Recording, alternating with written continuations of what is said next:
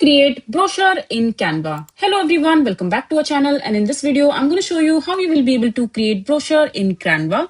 So first of all you have to do is just simply open your Canva account, and after that on the search bar just simply search for brochure and just enter it, and after that you will be able to see a bunch of template for brochure.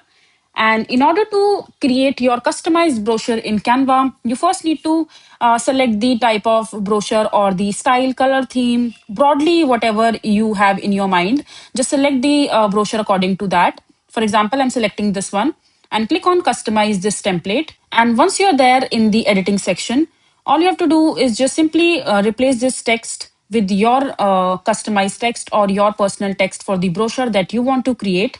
And you can also change these images right here and add your particular image that you would want to enter.